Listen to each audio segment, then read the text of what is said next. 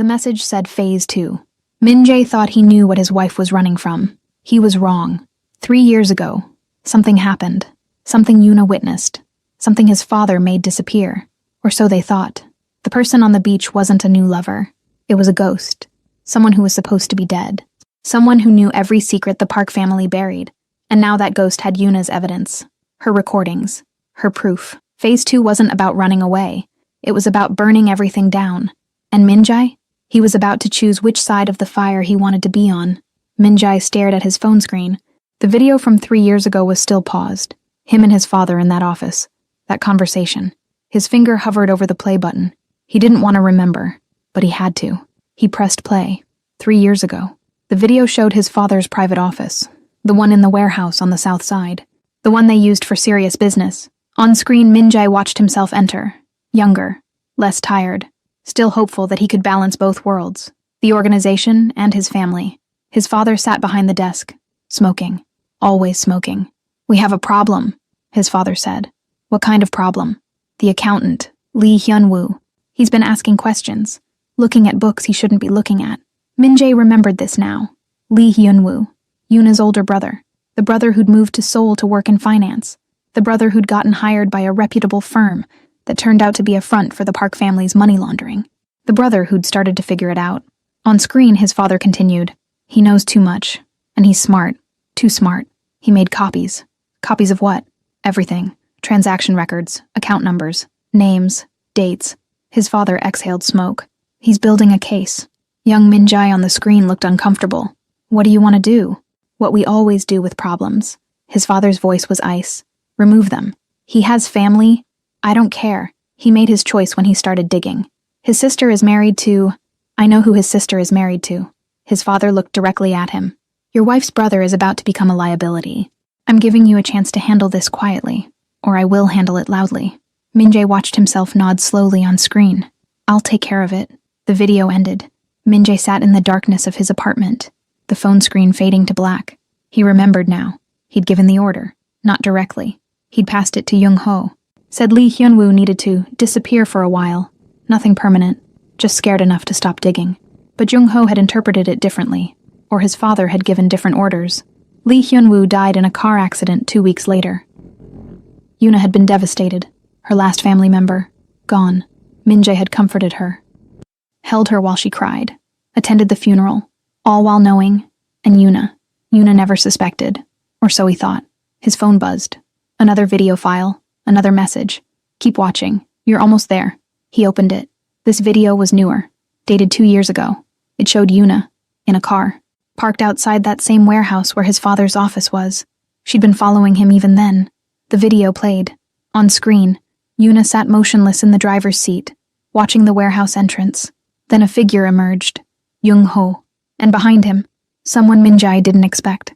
Lee Hyun-woo. Alive. Walking. Talking. Very much not dead. Min-jae's heart stopped. The video continued. Showed Yuna's face in close-up. Showed her eyes widen. Showed her hand go to her mouth. Then showed her slowly, carefully, start recording. The video ended. Min-jae sat frozen. Lee Hyun-woo was alive, which meant the car accident was staged, which meant someone had helped him fake his death, which meant he'd been in hiding for 3 years, and Yuna had found him, 2 years ago. His phone rang. Unknown number. He answered immediately. "Who is this?" "Hello, Min-jae." A man's voice. Familiar but older. "It's been a long time." Min-jae's blood ran cold. "Hyun-woo?" Surprised. "You shouldn't be. Your wife is very resourceful. You're dead. I was supposed to be. Thanks to you and your father." A pause. "But Jung-ho had a conscience. He helped me disappear instead of disappearing me permanently. Cost him everything. But he did it. Jung-ho. Min-jae's most trusted lieutenant. The man who'd been helping him search for Yuna. The man who'd been working with her the entire time. Where is she? Safe. With Jae. With me." Hyun-woo's voice was calm. "We've been planning this for 2 years, Min-jae. Ever since Yuna found me. Ever since she learned what your family did. I didn't know. Didn't you? You gave the order. Don't pretend you're innocent." Min-jae closed his eyes. "What do you want?" "Justice.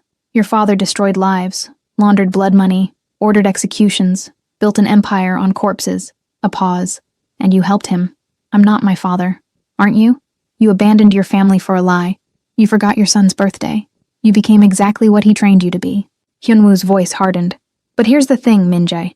You have one chance. One opportunity to not be him. What chance? Phase 2 starts tomorrow. Yuna has evidence, recordings, financial documents, testimonies, everything needed to bring your father's organization down, to expose every dirty deal, every murder, every crime. Min-jae's hands shook. She'll destroy everything. Yes, unless you help us first. Why would I? Because Jae deserves a father who isn't a monster.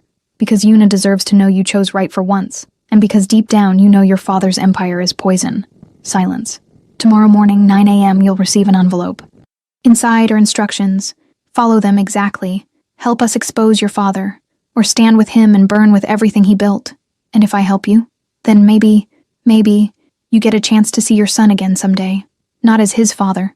You don't deserve that anymore. But as someone who did the right thing in the end. The line went dead. Min-jae sat in the silence. Tomorrow morning. He had until then to decide. His father's empire or his soul. His legacy of blood or a chance at redemption. He looked at his phone. At the paused video of Hyunwoo alive. At the ghost who'd come back to haunt them all. And for the first time in 3 years, he knew what he had to do. The envelope arrived at exactly 9 a.m. Min-jae hadn't slept. He'd spent the night pacing his apartment, drinking coffee, staring at those videos over and over. When the knock came, he almost didn't answer. But he did. A young delivery man stood in the hallway holding a plain manila envelope. Park Min-jae? Yes. Sign here. Min-jae signed. Took the envelope. Closed the door. Inside was a burner phone and a single sheet of paper. Today, 2 p.m., your father meets with the Kims to finalize the Eastern Territory deal. The meeting is at the Golden Dragon Restaurant private room. You're expected to attend. Wear this phone. Keep it on. We'll be listening. Get your father to confess. Get him to talk about Lee Hyunwoo, about the murders, about the money, everything. You have one chance. Don't waste it. Why? That last initial hit him like a punch. Why? Yuna. She'd written this. His wife, his estranged, brilliant, terrifying wife, was orchestrating all of this. Min-jae looked at the burner phone. Small, easy to hide. Probably high-quality recording equipment. He could do it. Walk into that meeting. Wear the wire. Get his father talking. Betray everything he'd ever known. Or he could warn his father. Tell him about Hyunwoo. About Yuna's plan. Protect the empire. His phone, his real phone, buzzed. A text from Young-ho. Boss, I'm sorry. So it was true. Young-ho had been working with them. Another text. I couldn't kill him. Hyunwoo was innocent. Your father wanted him dead for asking questions. I couldn't do it. Another. I've been helping Yuna for 2 years, feeding her information, protecting her escape route. I know you'll probably kill me for this, but it was the right thing to do. Min-jae stared at the messages. Jung-ho, his most loyal man, the one he'd trusted with everything, had betrayed him. No, had done what Min-jae should have done 3 years ago. He typed back, "Where are you?" The response came immediately. "Somewhere your father can't reach. I'm done with that life. I'm done with blood. Jung-ho, you're a good man, Min-jae. Under all the bullshit, I've seen it. Yuna saw it once too. That's why she's giving you this chance. Don't waste it." Min-jae looked at the clock. 9:47 a.m. 4 hours until the meeting. 4 hours to decide who he wanted to be. He picked up the burner phone. Turned it on. The screen showed one saved contact. Angel, he almost laughed. Angel. Yuna's cruel sense of irony. He called it. 3 rings. Then, Min-jae. Yuna's voice. He hadn't heard it in weeks. It sounded different. Stronger. Clearer. Free. Yuna. You got the envelope. I did. Silence. Then, are you going to do it? He didn't answer immediately. Min-jae, I need to know. Are you going to help us or not? Why? His voice cracked. Why give me this chance, after everything I did? Because Jae asked about you last night. Her voice softened slightly. He asked if his appa was a bad man, and I didn't know how to answer. Min-jae's chest tightened. I want to tell him no. I want to tell him that his father made mistakes but chose to fix them, that he stood up to evil even when it was hard. A pause. But I can only tell him that if it's true. Yuna, do you know what your father did? Really did? Not just to Hyunwoo. To dozens of people. Hundreds. Families destroyed. Lives ended. All for money and power. I know. And you helped him. I know. So this is your chance to stop helping him. To actually do something good for once. Her voice hardened. Wear the phone.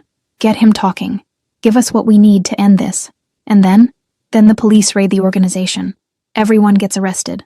Your father. his lieutenants, everyone complicit, including me. Yes, he closed his eyes. How long? 3 to 5 years if you cooperate fully. Less if your testimony is good. Prison. The end of everything he knew. But also, the end of the poison. And Jay? Yuna's voice softened. He'll be safe, far away, growing up in a place where he doesn't have to be afraid, where he doesn't have to learn how to be a monster. Will I see him again? Long silence. Maybe, when he's older, if he wants to. If you've actually changed. A pause. But not as his father, Minjai. You lost that right. It hurt more than any physical pain, but it was fair. Okay. I'll do it. I'll wear the wire. I'll get him talking. He heard her exhale. Thank you. Yuna? Yes? I'm sorry. For everything. For Hyunwoo. For Suah. For forgetting Jay. For breaking you. Silence. Then quietly. I know. The line went dead. Minjai sat holding the phone. 2 p.m. 5 hours to prepare to destroy his entire life. And somehow, he felt lighter than he had in years. The Golden Dragon restaurant was exactly as Minjai remembered. Red and gold decor.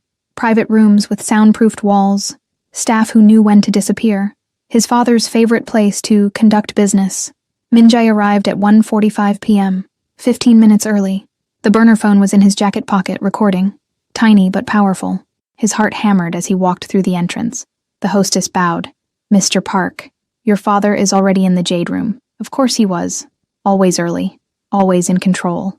Minjai walked down the familiar hallway, past the regular dining room, past the kitchen, to the private rooms in the back. The Jade Room door was closed. He stopped outside it. This was it. The moment that would define everything. He could still turn around. Could still warn his father. Could still choose blood over justice. But then he thought of Jay on that swing. Laughing. Free. And he opened the door. His father sat at the head of a long table. 2 other men, the Kim brothers, sat on either side. Plates of food were already spread out. Expensive liquor sat in crystal glasses. Minjai, his father nodded. You're late. I'm early. You should have been here before me. That's respect. Minjai sat down without responding. The Kim brothers exchanged glances. They could feel the tension. Gentlemen, his father said, turning back to business. As we discussed, the Eastern Territory is valuable, but it requires discretion. The police have been watching that area. We can handle the police, the older Kim brother said.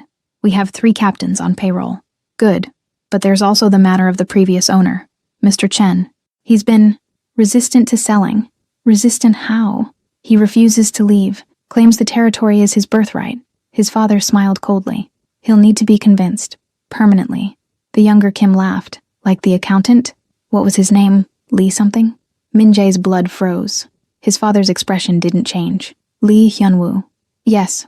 He was similarly resistant to understanding his place. What happened to him again? The older Kim asked.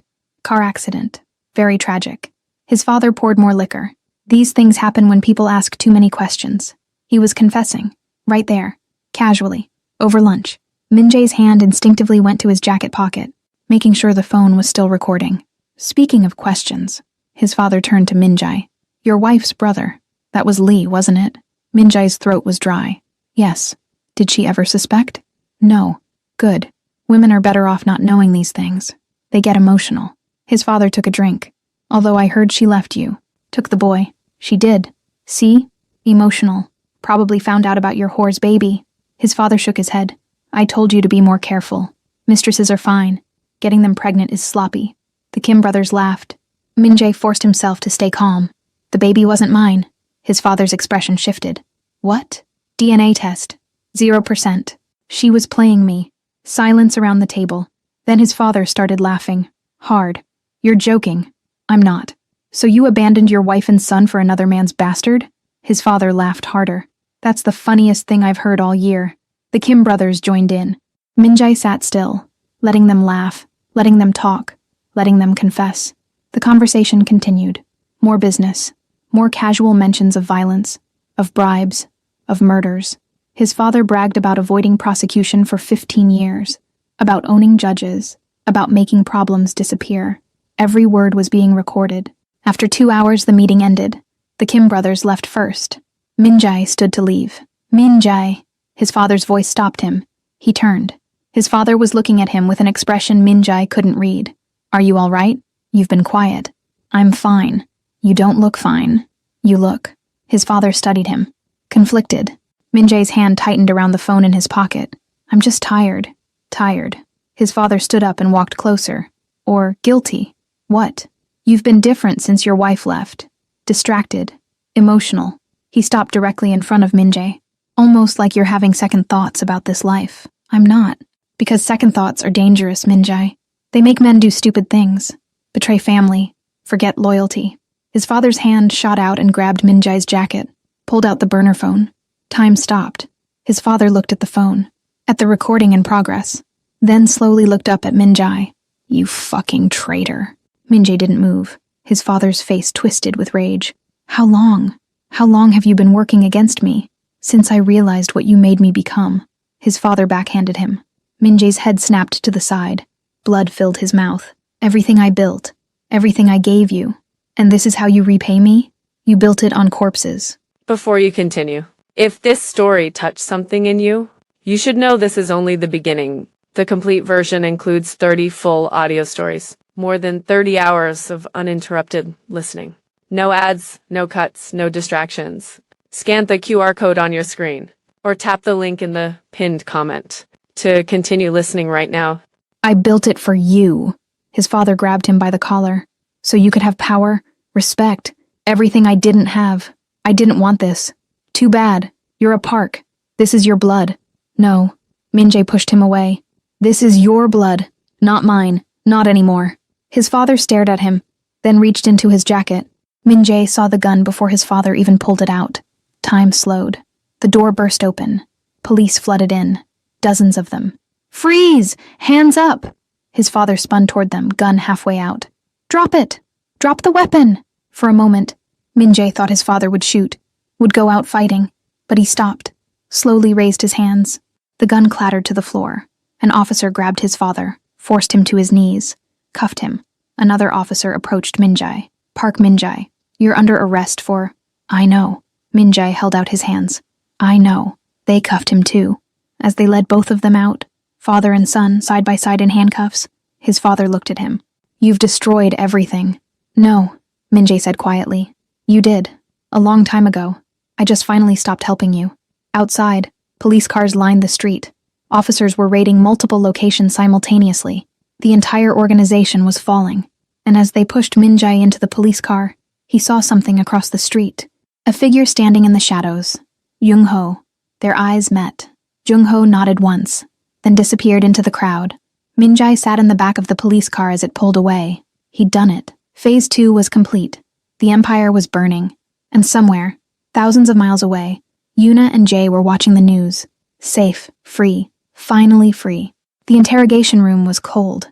Min-jae sat alone at a metal table, still in handcuffs, waiting. He'd been here for 6 hours. They'd taken his phone, his wallet, his belt, photographed him, fingerprinted him, put him in a cell with drunks and thieves while they processed the arrest. Now they wanted answers. The door opened. 2 detectives entered. One older, graying at the temples. One younger, sharp-eyed. The older one sat down across from Min-jae. I'm Detective Kong. This is Detective Yoon. We have a lot to talk about. Min-jae nodded. You understand your rights? Yes. And you're willing to cooperate fully? Your lawyer confirmed this? Min-jae had been appointed a public defender who'd spent exactly 10 minutes with him before the interrogation. The man had looked exhausted and overworked. I'm willing to cooperate. Detective Kang opened a folder. Inside were transcripts, photographs, documents. The recording you helped obtain is extensive. 2 hours and 17 minutes. Your father confessed to multiple murders, bribery, money laundering, extortion. He looked up. This is the biggest organized crime case in Seoul in 20 years. I know. We've arrested 43 people so far. Your father, the Kim brothers, 7 lieutenants, dozens of low-level operatives. He paused. But we need you to testify. To fill in the gaps. To give us names, dates, locations. I will. In exchange, the prosecutor is offering a deal. You cooperate fully, you get 5 years. Reduced to 3 with good behavior. You'll serve time in a minimum security facility. When you're released, you'll be barred from any association with organized crime. 5 years. 3, if he behaved. What about my father? Life without parole. Multiple counts of first-degree murder. He'll die in prison. Min-jae felt nothing. No sadness. No relief. Just acceptance. And the others? Depends on their level of involvement. Some will get decades. Some will get less. Detective Kang leaned forward. But I need to know about you, Min-jae. We have evidence you were involved in illegal activities. Money laundering, extortion, possibly violence. I was involved in money laundering and extortion, but I never killed anyone. Never ordered a killing. Never. Min-jae thought about Lee Hyun-woo, about that order he'd given Young-ho 3 years ago. I gave an order once, to scare someone. My father turned it into a murder without my knowledge. Or at least I thought it was a murder. Lee Hyun-woo. Yes. We know. He's testified. He's confirmed that Young-ho helped him fake his death, and that you believed he was dead. Detective Kang made a note. That will help your case. Where is Young-ho? Witness protection. He's cooperating too. His testimony is crucial. Min-jae nodded slowly. One more thing. Detective Kang pulled out another photo. Sua Park. Well, not really Park. You two weren't married. Sua Kim. The woman who claimed to be pregnant with your child. Min-jae's jaw clenched. We investigated her. The real father is a small-time dealer named Han Ji-woo. He's been arrested on drug charges. But Detective Kang smiled slightly. She's facing fraud charges, attempted extortion. She tried to get money from you under false pretenses. How long? 2 to 4 years. And the baby? He looked at his notes. Born 3 days ago. Mother and child are fine. The baby is with Ji-woo's mother now. Child services is involved. Min-jae felt a complicated mix of emotions. Relief that the baby was okay. Anger that Sua had lied so thoroughly. And underneath it all, emptiness. Because none of it mattered anymore. The fantasy he'd destroyed his marriage for was completely gone. Is there anything else you want to tell us? Detective Kang asked. Min-jae thought for a long moment. Then he started talking. He told them everything. Every deal. Every transaction. Every crime he'd witnessed or participated in. Names. Dates. Locations. Bank accounts. Shell companies. He talked for 8 hours. By the end, 3 more detectives had joined them, frantically taking notes. When he finally finished, it was past midnight. Detective Kang looked at him with something almost like respect. You just gave us enough to dismantle the entire organization. Every branch. Every operation. Good. Why? Why burn it all down? Min-jae thought about Jae on that swing. About Yuna's face in that final video. Because my son deserves better than this legacy. Detective Kang nodded slowly. You'll be transferred to a holding facility tomorrow. Your trial is scheduled for 3 months from now. Based on your cooperation, I believe the judge will honor the plea deal. They led him back to his cell. Min-jae lay on the thin mattress, staring at the ceiling. In 3 months, he'd be sentenced. In 3 years, maybe less, he'd be free. And then he'd have to figure out how to live with what he'd done. How to be a person who deserved to exist in the same world as his son. The trial was a media circus. Every major news outlet covered it. Park criminal empire collapses. Heir turns on father in historic testimony. 3 decades of crime exposed. Min-jae sat in the defendant's chair, wearing an orange jumpsuit, listening to prosecutors detail every crime his family had committed. His father sat across the courtroom in a separate trial. They'd been separated after his father had tried to attack Min-jae during a hallway transfer. You're dead to me, his father had screamed as guards pulled him away. You hear me? Dead. Min-jae had just stood there, silent, because the feeling was mutual. The trial lasted 2 weeks. 47 witnesses testified. Lee Hyun-woo took the stand, told his story, explained how he'd discovered the money laundering, how he'd made copies of documents, how he'd been threatened, how Young-ho had helped him fake his death. He looked at Min-jae once during his testimony. Min-jae couldn't read his expression.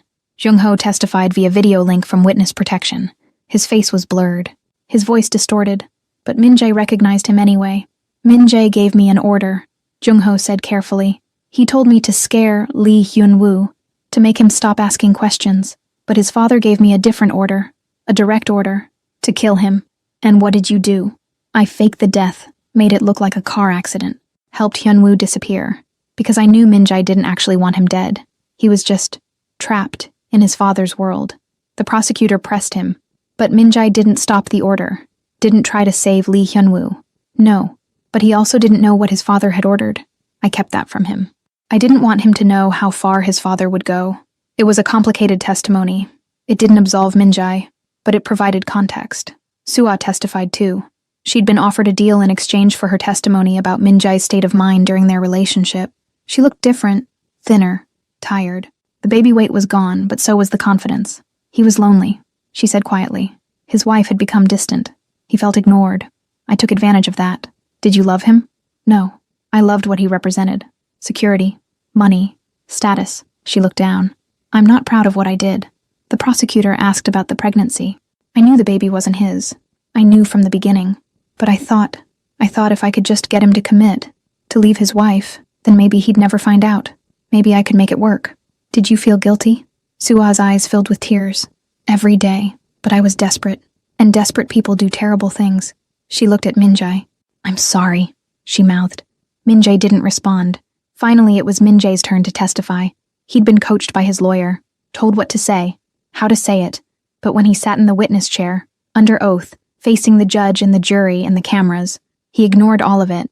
He just told the truth. I was raised in this world, he said. From the time I could walk, I was taught that power was everything, that weakness was death, that family loyalty meant blind obedience. My father groomed me to take over, to continue his legacy. And I did. For years, I did exactly what he wanted. He took a breath. But I had a wife who loved me, a son who looked up to me. And slowly, I started to see what I was becoming, what I was teaching my child by example. I abandoned them. I chose a lie over them. I forgot my son's birthday because I was too busy playing house with a woman who was using me. His voice cracked. And my wife, my brilliant, patient wife, she could have destroyed me. She had evidence. She had proof. She could have exposed me and humiliated me and taken everything. But she didn't. She gave me a choice. She gave me a chance to be better, to do the right thing for once in my miserable life. He looked directly at the camera he knew was broadcasting this, looked at wherever Yuna might be watching. I don't deserve forgiveness. I don't deserve my son. I don't deserve anything but this. He gestured to the courtroom. But I'm grateful. Grateful that she gave me a chance to stop the cycle, to end the poison. The prosecutor asked more questions. Minjae answered all of them. Honestly. Completely. When he was done, the courtroom was silent. The verdict came 3 days later. His father, life without parole, multiple counts of first-degree murder, conspiracy, racketeering, money laundering. The Kim brothers, 25 years each. 7 lieutenants, 10 to 20 years each. Sua, 3 years, suspended to 18 months with probation. She'd served 6 months already during the trial. She'd be out in a year. And Minjae, 5 years, eligible for parole after 3 with good behavior. The judge looked at him as she read the sentence. Mr. Park, you have cooperated fully with authorities. You have shown remorse. You have helped dismantle a criminal organization that has caused immeasurable harm. But you were still complicit. You still participated. You still benefited from suffering. I hope you use these 5 years to become the man your wife believed you could be, the father your son deserves. Court is adjourned. The gavel fell. Minjae was led out of the courtroom. As he passed the gallery, he saw someone in the back row. Lee Hyunwoo. Their eyes met. Hyunwoo nodded once. Not forgiveness, but acknowledgement. It was enough. Year 1 prison was exactly what Minjae expected, and nothing like it at the same time. The minimum security facility was clean, structured, strict but not violent. He had a cell to himself, a small bed, a desk, a toilet, a window that showed a courtyard where inmates could exercise. His days became routine. Wake at 6 a.m., breakfast at 6:30, work duty from 7 to 11. He was assigned to the library, shelving books and helping with inventory. Lunch at noon, education programs from 1 to 4 p.m. Dinner at 5, free time until 9. Lights out at 10. It was monotonous. It was peaceful. It was the first time in his adult life he'd had time to think. He enrolled in every program available. Anger management, financial literacy, parenting classes, even though he didn't have custody and probably never would. GED tutoring. He helped other inmates prepare for the exam. He read constantly. Started with fiction, escapism, fantasy worlds where he could forget where he was, then moved to philosophy, psychology, books about redemption and change and what it meant to be a good person. One book in particular stuck with him, a memoir by a former gang member who'd turned his life around. The man wrote about the moment he realized he was becoming the villain in his own child's story. Minjae read it 3 times. He wrote letters. Not to Yuna. He didn't have an address, didn't know where she was, but he wrote them anyway, filled notebooks with things he wanted to say, apologies, explanations, promises. He never sent them, but writing helped. He also wrote to Jay. Dear Jay, I know you probably don't remember me. You were 7 when I last saw you. You're 8 now, almost 9. I missed your birthday again, but this time it's because I'm in prison, not because I forgot. I could never forget you again. I hope you're happy. I hope you're in a place with big waves and yellow turtle shirts and all the ice cream you want. I hope your mom tells you stories about the good parts of me, the parts that existed before I lost my way. I love you, even though I have no right to. Appa, he wrote a letter like that every month, stored them in a box under his bed. Maybe someday, if Jay ever wanted to know him, he could read them. Understand that Minjae had thought about him every single day.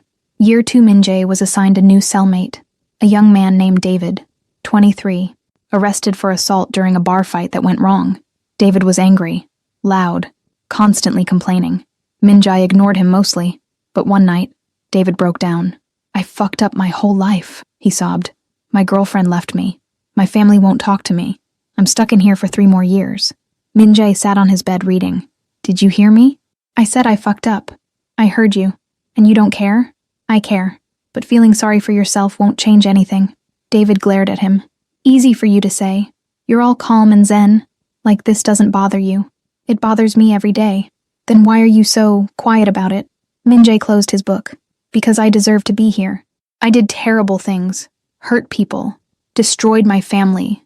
This is my consequence. That's it? You just accept it? Yes. And then I try to be better.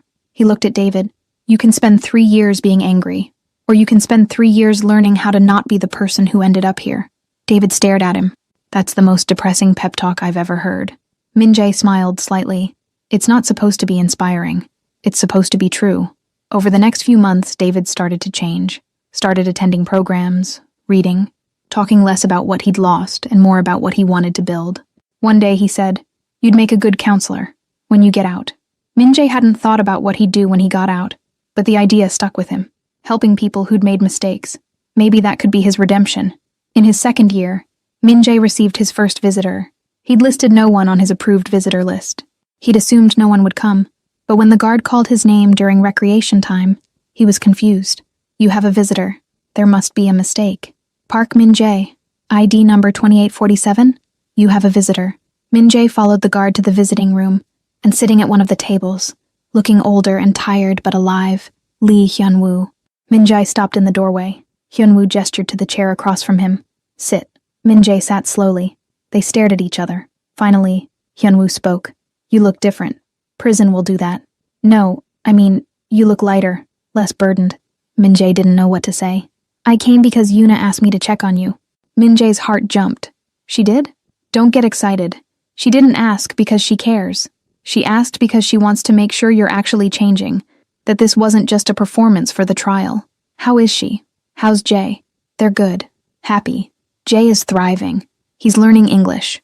Making friends. He talks about dinosaurs constantly. Hyunwoo smiled slightly. He's a good kid. Does he ask about me? Sometimes. Yuna tells him the truth. That you made mistakes but you're trying to fix them. That you're in timeout. He paused. She frames it in a way a kid can understand. Minjae's throat tightened. Why are you really here, Hyunwoo? Because I need to know if you actually regret what happened, or if you're just sorry you got caught. Minjae met his eyes. I regret everything. Every choice that led me here. Every moment I chose my father's world over my family. Every time I ignored my conscience. That's not what I asked. I know, but it's the truth. Minjae leaned forward. I can't undo what I did. I can't bring back the years I stole from Yuna and Jay, but I can make sure I never become that person again. Hyunwoo studied him. You know, when Yuna found me 2 years ago, I wanted to kill you. I wanted revenge for what your family did to me. I wouldn't have blamed you. But Yuna stopped me. She said revenge would just create more pain, that the only way forward was justice. Real justice. He smiled sadly. She's smarter than both of us. She always was. They sat in silence for a moment. Then Hyunwoo stood. I'll tell her you're bearable. That's the best you're getting from me. That's more than I deserve. Hyunwoo paused at the door. For what it's worth, Minjae. I think you can change. I've seen worse men do it. But it's going to take more than 3 years in prison. It's going to take the rest of your life. I know. Hyunwoo nodded and left. Minjae sat alone at the table for a long time after. She'd asked about him. Yuna had asked Hyunwoo to check on him. It wasn't much, but it was something. Year 3 Minjae was granted parole.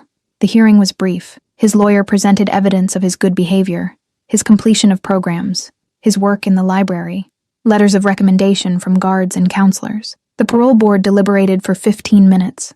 Mr. Park, you have served 3 years of your 5-year sentence. You have shown exceptional cooperation and rehabilitation. Your parole is granted, effective in 30 days. Min Jae barely reacted. He'd known this was coming. He'd been eligible for 6 months, but hearing it made it real. In 30 days, he'd be free, and he had no idea what to do with that freedom. His last night in prison, David asked him, "What's the first thing you're going to do?" "Find a job, find a place to live, stay clean. That's it? That's everything. What about your wife, your kid? They're not mine anymore." "But, David, I don't get a happy reunion. I don't get my family back. That's not how this works." Min Jae looked at him. "I destroyed that. The best I can hope for is that someday, maybe, my son will want to know me. But I don't get to demand it. I don't get to expect it. That's really sad, man." "Yeah, it is." The day Min Jae walked out of prison, it was raining. Not a heavy rain, just a steady drizzle that made everything gray and soft. He stood outside the gates, wearing the same clothes he'd been arrested in 3 years ago. They didn't fit quite right anymore. He'd lost weight, gained muscle from prison exercise, changed in ways that weren't just physical. A social worker met him with a folder containing his release papers, information about halfway houses, and a list of jobs that hired former convicts. "Good luck, Mr. Park. Thank you." He took a bus to Seoul, to a part of the city he'd never spent time in before, far from his father's territory, far from everything he'd known.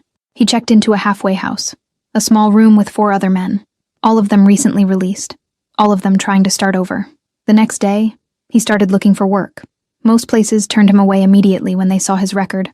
Organized crime, money laundering, extortion. "We can't hire someone with that background." "I understand." He applied to 43 places in 2 weeks. The 44th said yes. A small moving company. Hard labor. Loading trucks. Lifting furniture. Minimum wage. The owner was a man in his 60s who'd served time himself 30 years ago. "I believe in second chances," he said. "But you screw up once, you're gone." "I won't screw up. We'll see." 6 months later, Min Jae's life developed a new routine.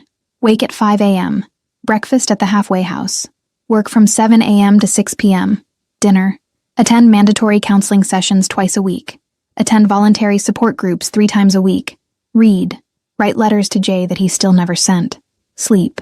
It was humble. It was honest. It was nothing like his old life, and he was grateful for it. He saved money. Not much. Moving furniture didn't pay well, but enough to eventually get his own small studio apartment. It was tiny. 1 room, a bathroom the size of a closet, a window that faced a brick wall. But it was his, clean, quiet, free of blood money. He furnished it simply. A mattress on the floor, a small table, 2 chairs, a bookshelf he built himself from scrap wood. He put up exactly 1 photograph, the family portrait Jay had drawn 8 years ago. The one with Appa, Uma, and Jay, all smiling. He'd found it in a box of his belongings that had been in storage. Everything else from his old life he'd donated or thrown away. But he kept the drawing, as a reminder of what he'd had, and what he was working toward deserving again. 1 year later, Min Jae was promoted to crew supervisor. It wasn't glamorous. He managed a team of 4 guys, made sure jobs got done on time, handled customer complaints, but it was leadership without violence, responsibility without corruption. He was good at it. "You ever think about doing something bigger?" his boss asked one day. "Like what?" "I don't know. You're smart, organized. You could probably do more than move furniture." "This is enough." His boss studied him. "You're afraid." "Of what?" "Of wanting more. Of falling back into old patterns." He leaned against the truck. "But Min Jae, wanting to build something doesn't make you your father. It's how you build it that matters." The words stuck with him. That night, he researched counseling programs for former convicts, for people trying to rebuild. He found a certification course, 18 months, night classes, affordable on his salary if he was careful. He enrolled. 18 months later, Min Jae graduated from the counseling program. He was 37 years old, 4.5 years removed from prison. Nearly 6 years since Yuna had left. He got a job at a re-entry center, helping newly released inmates adjust to life outside prison. It paid slightly better than moving furniture, but more importantly, it felt meaningful. He met with men who'd made mistakes, who were angry, scared, lost. He told them his story, not to brag, not to excuse, but to show them that change was possible. "I was the heir to a criminal empire," he'd say. "I had money, power, respect, and I was miserable, because it was all built on suffering. Now I live in a studio apartment and take the bus to work, and I'm happier than I've ever been, because I can sleep at night." Some of them listened, some didn't, But the ones who did, they changed. He got letters from former clients, thanking him, telling him they'd gotten jobs, reconciled with family, stayed clean. It wasn't the legacy his father had wanted for him. It was better. 2 years later, Min-jae was walking home from work when his phone rang. Unknown number. He almost didn't answer. He'd learned to be wary of unknown numbers. Sometimes reporters still tried to interview him about the trial, but something made him pick up. Hello? Min-jae? A voice he'd know anywhere. Yuna. His heart stopped. Yuna. Hi. Silence. Is everything okay? Is Jay? Jay is fine. He's great, actually. He's 13 now, taller than me.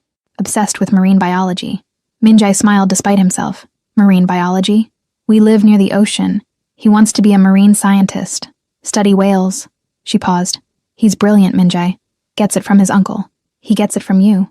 A soft laugh. Maybe. More silence. Why are you calling? Because. She took a breath. Because Hyunwoo has been keeping me updated. About you. Your job. Your program. Your life. He has. I asked him to. I needed to know if you were actually changing or if you were just performing again. And I think you've changed. Really changed. Min-jae sat down on a bench. His legs felt weak.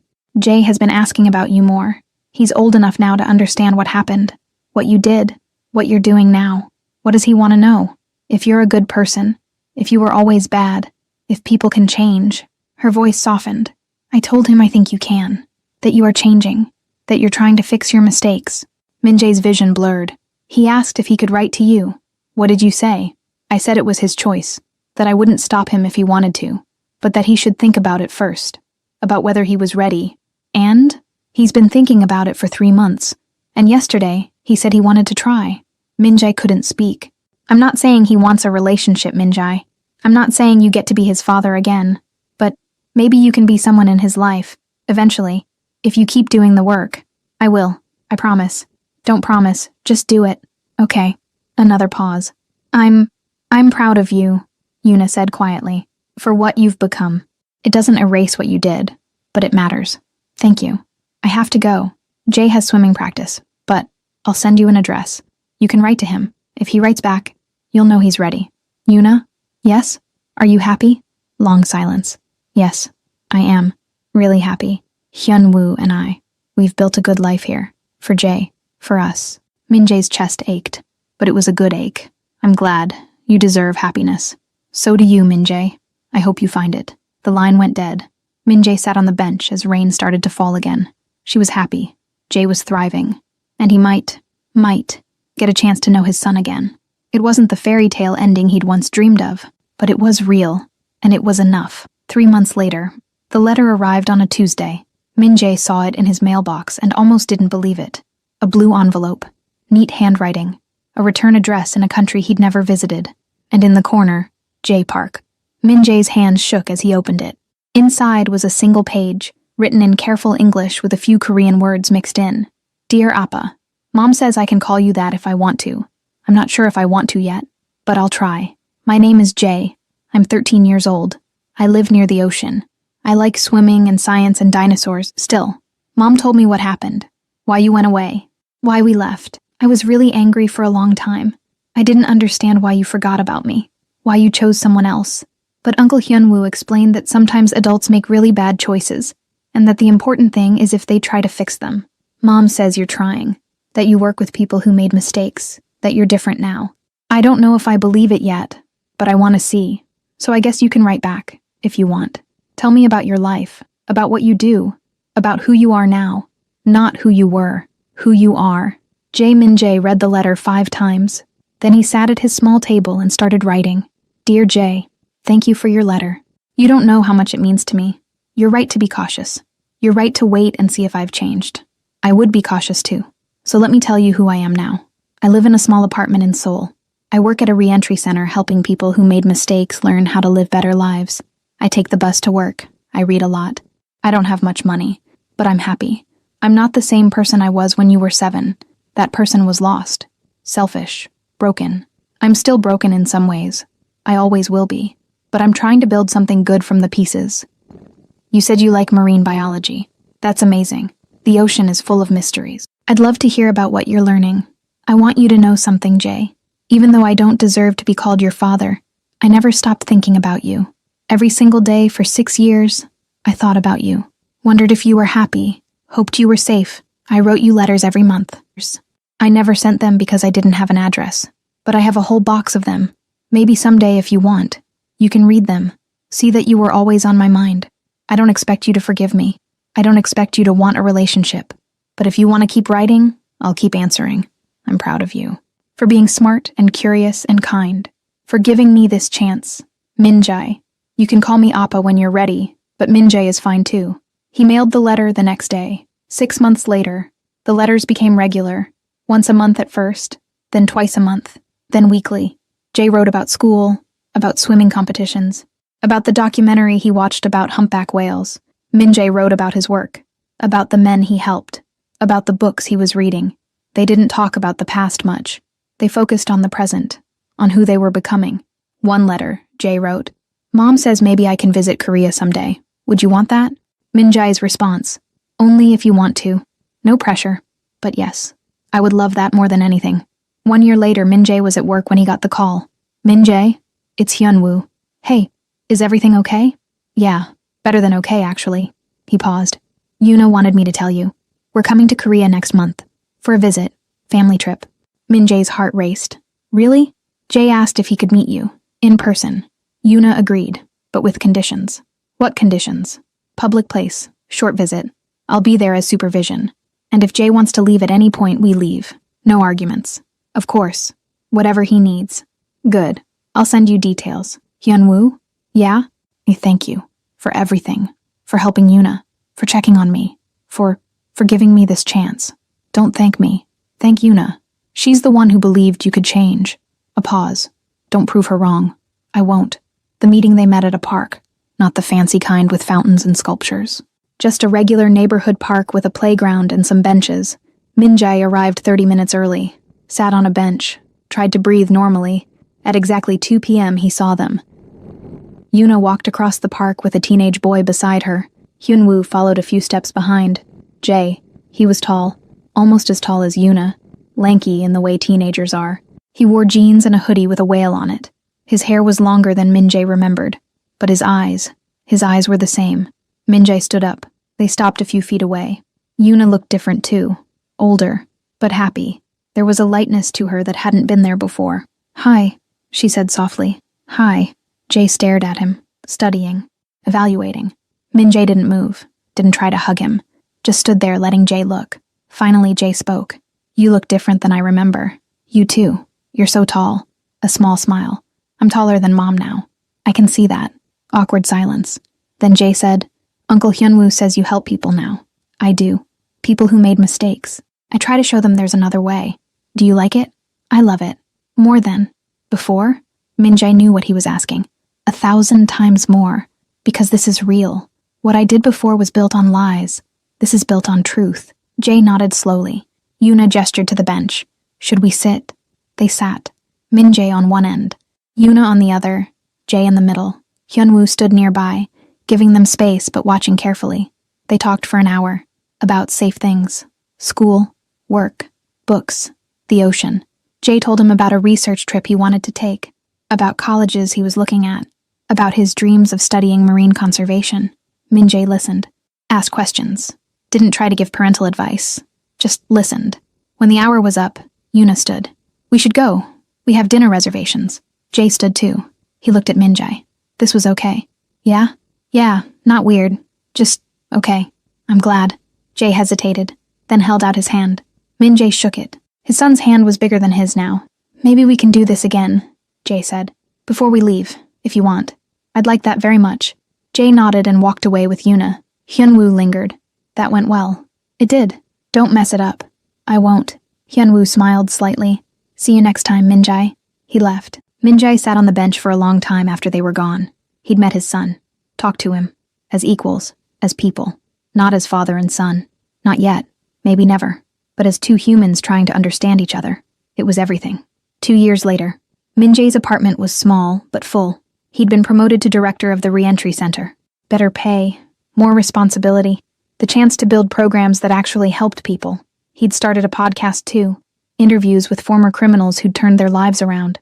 It had a modest following, but was growing. He'd published a book, a memoir called Breaking the Empire, One Man's Journey from Crime to Redemption. The advance had been enough to move to a slightly bigger apartment.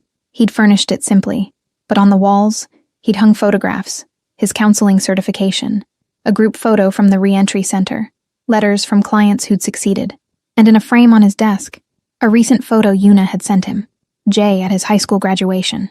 Cap and gown, huge smile, holding his diploma, full scholarship to a marine biology program. They'd been writing regularly for 2 years. Sometimes Jay called. They'd talk for hours about science and life and everything in between. Last month, Jay had called him Appa for the first time in 7 years. Min-jae had cried after hanging up. He still wasn't Jay's father. Not in the traditional sense. He'd missed too much, done too much damage. But he was something. A presence. A support. Someone Jay could trust. It was enough. 5 years later, Min-jae was 45 years old. He'd been out of prison for 12 years, free from his father's world for 13. His father had died in prison 3 years ago. Heart attack. Min-jae had been notified but didn't attend the funeral. There was nothing to say, nothing to mourn. That chapter was closed.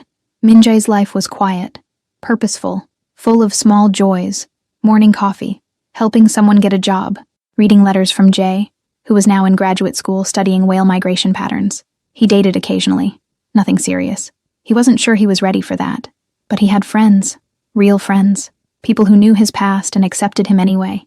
He had meaningful work. He had peace. One day his phone rang. Min-jae? It's Yuna. They talked occasionally. Usually about Jay. Sometimes about life. Hey, everything okay? Yeah, I wanted to tell you something. What? Jay is getting married. Min-jae's heart swelled. Married? That's amazing. To a wonderful person he met in graduate school. They're perfect together. When? Next summer. Here. A small ceremony by the ocean. That sounds beautiful. If you stayed until the end, it's because this story stayed with you. What you heard here is just a fragment. The full experience lives in 30 complete audio stories, carefully told with every emotion, every secret, and every moment that couldn't be shared on YouTube. There are no ads, no interruptions, and you can listen anytime, anywhere, in total privacy. Scan the QR code on your screen now, or tap the link in the pinned comment, and discover what was never said. Silence. Then Yuna said, "He wants you to come." Min-jae couldn't speak. He said, and I'm quoting, "Min-jae has been there for me for 8 years. He's part of my life. I want him at my wedding." Tears streamed down Min-jae's face. "I don't know what to say. Say you'll come." Of course I'll come." "Good." She paused. "Min-jae? Yeah? I'm proud of you, of who you've become. You did the work. You changed. That's rare. Thank you, Yuna, for everything, for giving me a chance, for protecting Jay, for being the strongest person I've ever known. We both survived. That's what matters. Are you happy?" "Yes, really happy. Hyunwoo and I got married last year, actually." Min-jae smiled. "Congratulations. He's a good man." "He is. We're good together." She laughed softly. "Life turned out okay, for all of us." "It did. See you at the wedding, Min-jae." "See you at the wedding." The wedding. The ceremony was on a beach at sunset. 50 people. Close friends and family. Min-jae stood in the back, watching. Jay looked so grown, so happy, so far removed from the scared 7-year-old who'd watched his parents' marriage crumble. When Jay said his vows, Min-jae cried. After the ceremony, during the reception, Jay approached him. "Min-jae, thanks for coming. Thank you for inviting me." They stood together, watching the ocean. "I'm glad you're here," Jay said quietly. You're part of my story. Not the beginning, but the middle, the part where things got better. You're the best part of my story, Jay. Always have been." Jay smiled. "I'm not going to call you Dad. That doesn't feel right. But you're family, in your own way. That's more than I deserve. Maybe. But it's what you earned." They stood together in comfortable silence. Later, as the party wound down, Yuna approached Min-jae. They stood at the edge of the beach, watching the waves. "Thank you," Min-jae said, "for all of this, for giving me a chance to be in his life. You earned it." She looked at him. "You're not the same man I left 13 years ago." "No, I'm not. That man was broken, selfish, lost." She smiled slightly. "This man is better, not perfect, but better. I'm trying." "I know." She turned back to the ocean. "I forgave you, by the way. A few years ago, I realized holding on to anger was just hurting me, so I let it go. I don't know if I can forgive myself. You don't have to. Just keep being better. That's enough. They stood together, two people who'd once been married, who'd once been broken, who'd found their way to something like peace. Do you ever wonder what would have happened? Minjae asked. If I'd made different choices? Sometimes. But not in a sad way. Just curious. She smiled. I'm happy with how things turned out. I have Hyunwoo. Jae is thriving. You're healthy and doing good work. That's better than what we had. It is. Take care of yourself, Minjae. You too, Yuna. She walked back to the party. Minjae stayed a moment longer, watching the sunset. 13 years ago, he'd lost everything. His wife, his son, his empire, his freedom. But in losing it all, he'd found something better. Purpose, peace, redemption. He'd never be the father Jae deserved in the beginning, but he was someone Jae could respect now, someone Jae chose to have in his life. That was enough, more than enough. As he walked back to the celebration, the sun setting behind him, Minjae smiled. He was 45 years old. He lived in a small apartment. He took the bus to work. He had no fortune, no power, no empire, but he had something his father never had. A clean conscience, real relationships, a life worth living, and for the first time in his entire existence, he was truly, completely happy. The end epilogue. 5 more years later, Jae's first child was born on a Tuesday. Minjae got the call at work. It's a boy. Jae's voice was bright with exhaustion and joy. 7 pounds, 4 ounces. Everyone's healthy. Congratulations, Jae. That's wonderful. We're naming him Daniel. Daniel Hyunwoo Park, after Yuna's brother, after the man who'd saved them all. Minjae's eyes filled with tears. That's a perfect name. Minjae? Yeah? I was wondering, when you visit next month, would you want to meet him? Would you want to be in his life? Not as a grandfather. That feels too formal. But as, I don't know, a good person who cares about him? Minjae's voice shook. I would love that more than anything. Good. Because I want my son to know people who changed, who chose better, who proved that mistakes don't have to define you. I'll be there. And he was. And for the rest of his life, Minjae got to watch Jae's family grow. Got to be a presence at birthdays and holidays. Got to be someone Daniel called Uncle Min and looked up to. Not as the man he'd been, but as the man he'd become. And every night, before he went to sleep in his small apartment with his simple life and his clean conscience, Minjae was grateful for second chances, for redemption, for a wife who'd been brave enough to save herself and her son, for a son who'd been generous enough to let him back in, for a life that was finally, truly, worth living. The end.